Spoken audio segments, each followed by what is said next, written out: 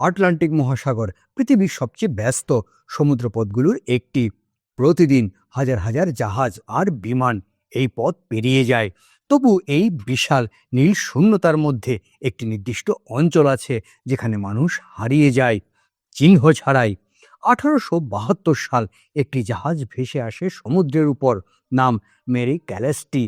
যখন সেটা খুঁজে পাওয়া যায় সবকিছু স্বাভাবিক ছিল, কার্গো ঠিক আছে, খাবার টেবিলে পড়ে আছে, কেবিন অগোছালো নয়, শুধু একটা জিনিস নেই, মানুষ।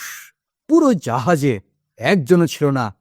1905 সাল 5টি জাহাজ আকাশে উঠছে একটি নিয়মিত প্রশিক্ষণ মিশনে।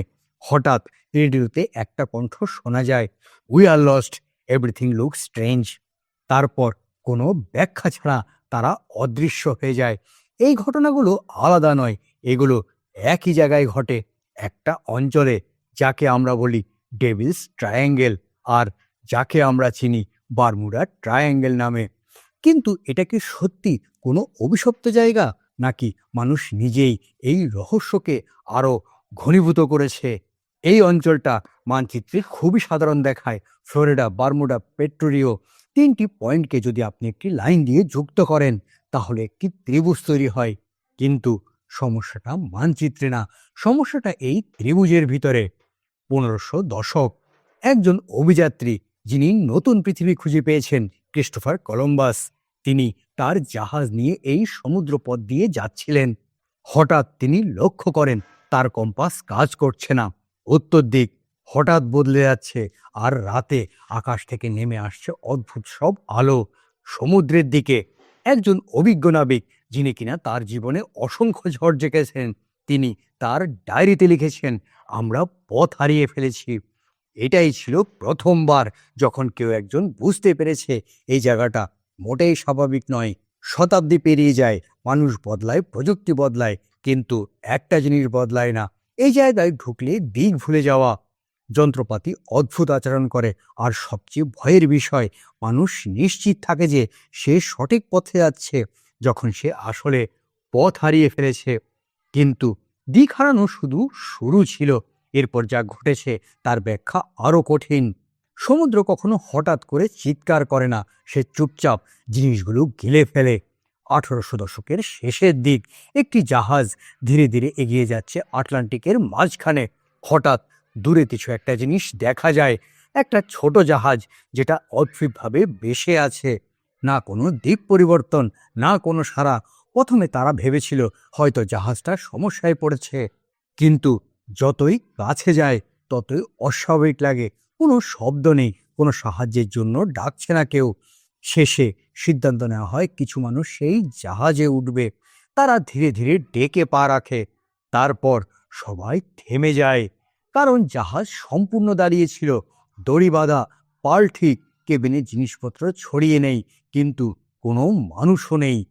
না ক্যাপ্টেন, না ক্রু, না কোনো লড়াইয়ের চিহ্ন, যেন হঠাৎ করে সবাইকে তুলে নিয়ে গেছে।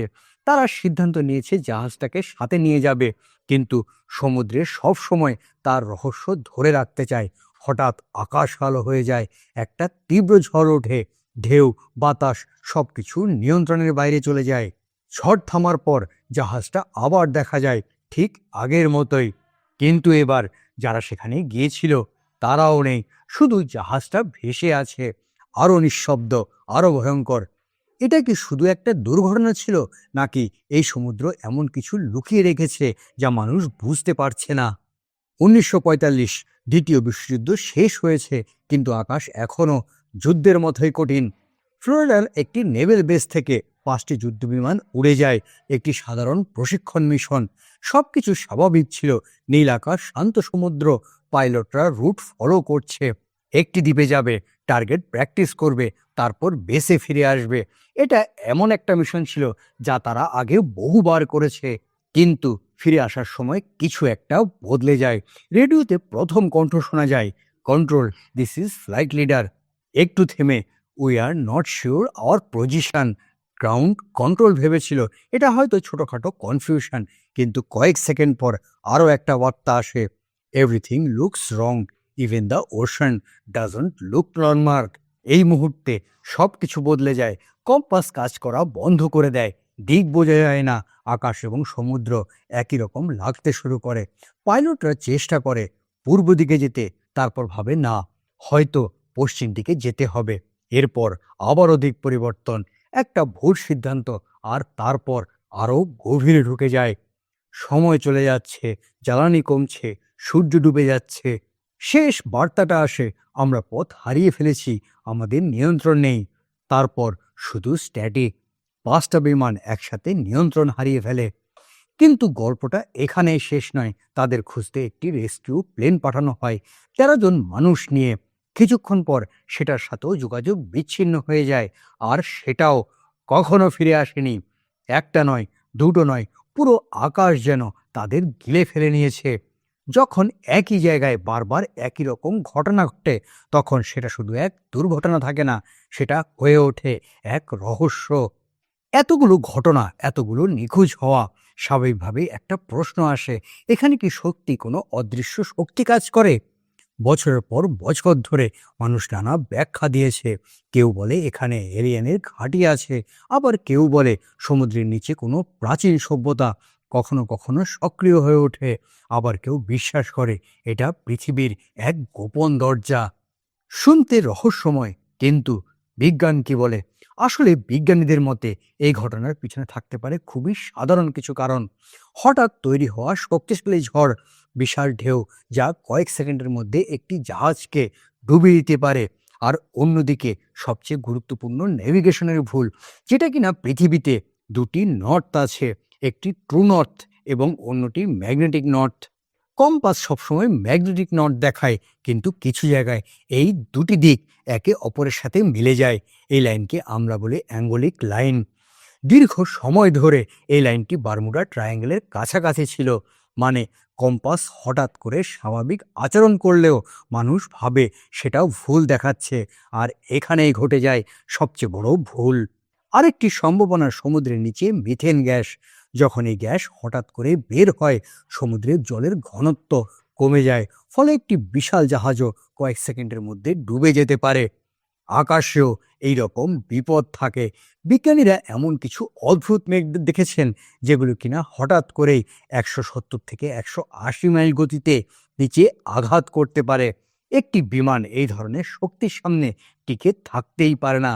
তাহলে সবচেয়ে বড় রহস্যের উত্তর কি আমরা পেয়ে গেছি? না, কারণ সব ঘটনার ব্যাখ্যা হয় না, সব ডিসঅ্যাপিয়ারেন্সের কোনো এভিডেন্স নেই।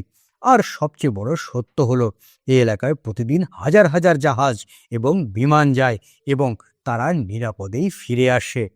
তাহলে কেন শুধু কিছু ঘটনাই আমরা মনে রাখবো, আর আমরা শুধু রহস্যটাকেই মনে রাখি, ব্যাখ্যাগুলো নয়?